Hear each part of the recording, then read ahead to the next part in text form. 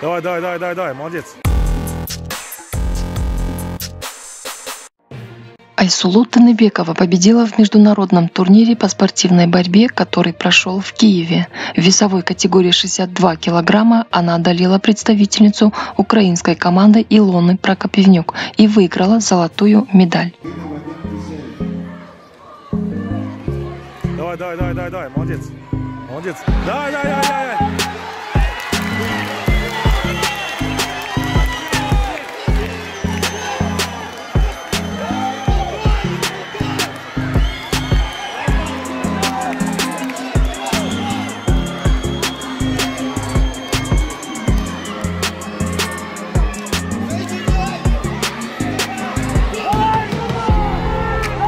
Азамат, Азамат, Азамат, Азамат, Азамат.